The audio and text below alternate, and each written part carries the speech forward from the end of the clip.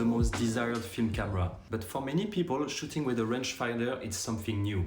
And with that come many questions, which some you can't really anticipate until you have had one of these cameras in hands for quite some time. It's been 4 years since I got mine and I've been using it regularly, so I thought it would be interesting to share with you what I think about this camera and make a review in 10 questions.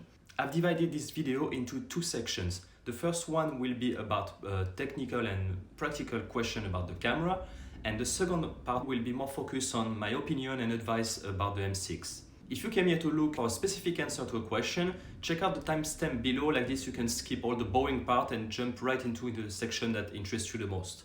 So enough with the intro and let's start with our first question. The first one and obvious is, what is the Leica M6? The Leica M6 is a rangefinder film camera. It's a manual focus and mechanical camera, meaning it doesn't have any electronic parts except for the built-in light meter. The shutter speed goes from 1 second to 1,000 of a second, and there is also a bulb mode for long exposures.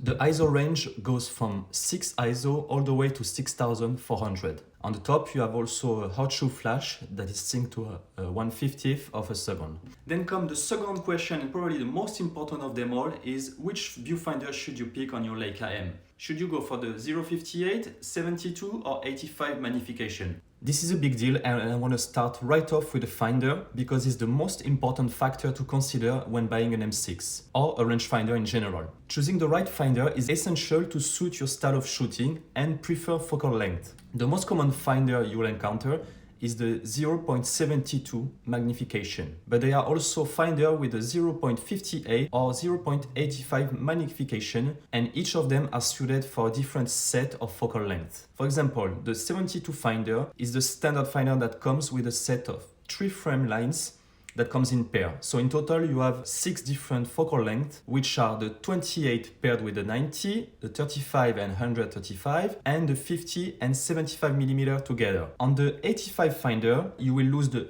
28 mm focal length, and you get the 35, 135 together, 50, 75, and a standalone 90 mm frame. If you like shooting with longer lenses, this could be a good option for you. On the 58 finder, here you lose the 135 mm, but you get extra space around the widest 28 mm frame and comes with the following pairs: 28 with 90 mm, 50 and 75, and a standalone 35 mm frame. The first version of the M6, which is referred as the M6 Classic, like this one, came with a 72 finder.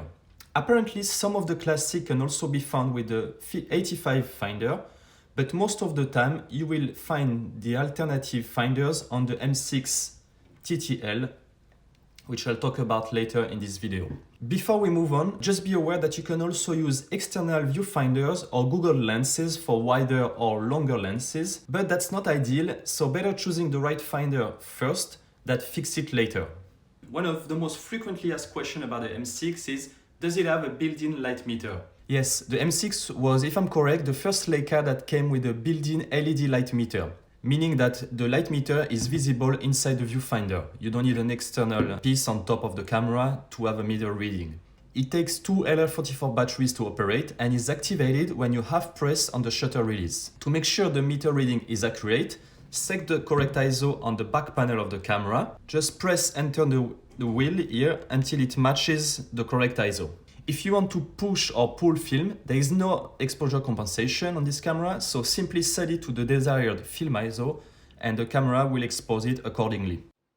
Loading film in a Leica M6 is quite different than a regular SLR, but also way easier and faster than the older Leica M3. On the M6, just remove the bottom plate, open the latch right here, open the back panel. Take up your film and extend the film tip until it reaches the middle of the take-up spool, like on the small drawing here. Now slide your roll right inside. It should go a bit deep. You should be able to put your finger. If it's too high, it means that it's not well put, so you have to play a bit with it. Then close your back panel. And now, by putting back the bottom plate, this small wheel here will press on the film tip and make sure that it's properly aligned and engaged. And we're gonna see if it works with a simple test. So just close this And when I wind the film, this should turn. So let's see if I did it correctly. 1 time, 2 times. Now we have the proof that our film is properly engaged and we shouldn't have a blank roll like it happened to me so many times because I happened to forget to check that this is turning and I just keep exposing on the same roll. But here we are safe. So this is how you load film in the Leica M6. The short answer is no. The M6 is not weather sealed nor waterproof, but Leica M cameras have been the cameras of choice for many photojournalists. They took their cameras on many perilous adventures around the globe and have been exposed to really tough grounds. So don't worry too much if your Leica gets a little wet. If it's salty water, make sure to clean it thoroughly to avoid any corrosion. This is not related to the camera, but using a UV filter can also prevent moisture getting inside your lens.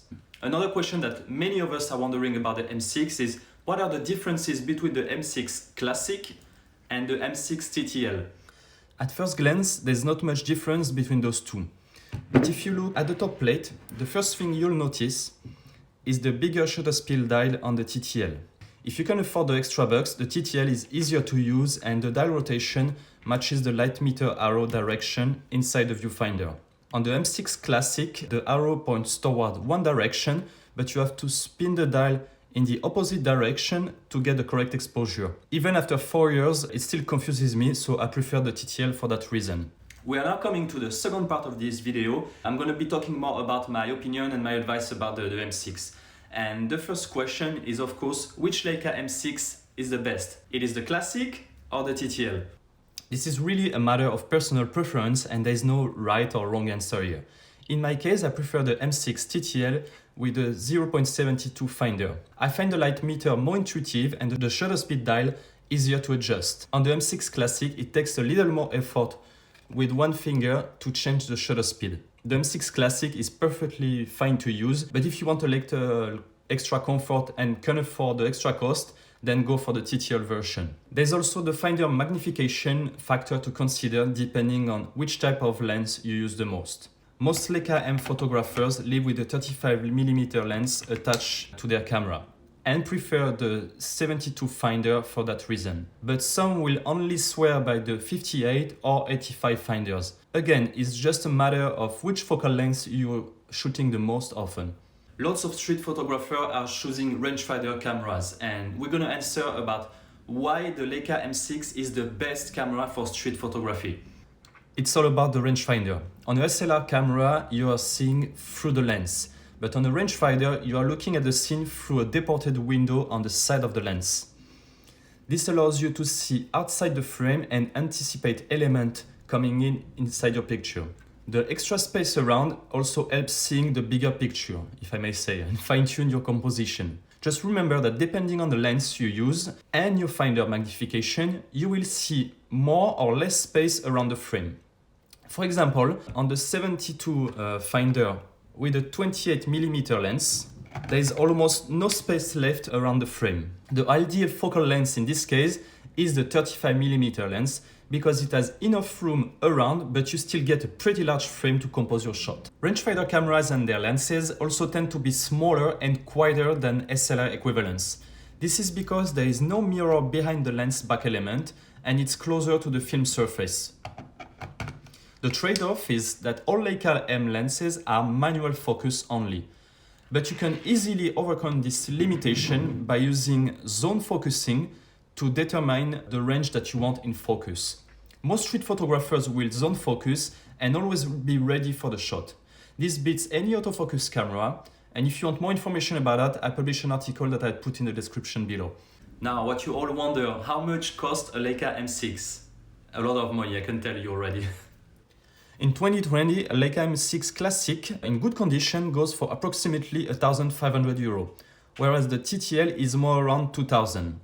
Just keep in mind that a Leica M6 requires a CLA, so it's a clean, lubricate and adjust, about every 10 years and costs an average between 300 and 500 euros depending on who's servicing your camera and what needs to be serviced.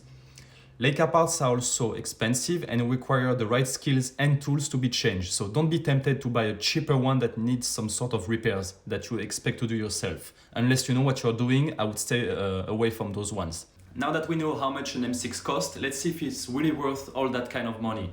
Honestly, the question should be the other way around, and are you worth a Leica M6? When I made my move and sold all my digital equipment, I was left with a pretty good load of cash in my hands and figured out why not buying a Leica M6. After years of shooting with the SLR, I didn't anticipate all the differences between those two, and it took me a while getting used to it. We are animal of habits, and we tend to get a little on the fence when these habits are changed. At first I was a little confused and didn't really appreciate to its true value. If you've never shot a rangefinder camera before, try borrowing one and shoot at least a roll with it and see how the rangefinder system works for you. Once you're certain this is the right tool for you, then yes, a Leica M6 is definitely worth it. These cameras are almost unbreakable and require very little maintenance. Again, apart from the electronic light meter, this is a purely mechanical camera that will outlast all of us. They can also be a very good investment as their value keep going up every year if you don't abuse of them, of course. In case you're not entirely convinced by the M6 yet or you can't afford one, let's see some of the best alternatives for this camera. There are many good alternatives to the Leica M6, but it's all a matter of personal preference and what you shoot the most. For example, if you like shooting with a 50mm lens and don't mind losing the light meter, then the Leica M3 is definitely the best option. It's affordable, reliable, and it's honestly an amazing camera to use. But I also picked up from my stash other different cameras that could be interesting. For example, we have the Contax T, which comes with a 38mm, so very close to the standard 35 you would find on a Leica M6. This one has a built-in rangefinder.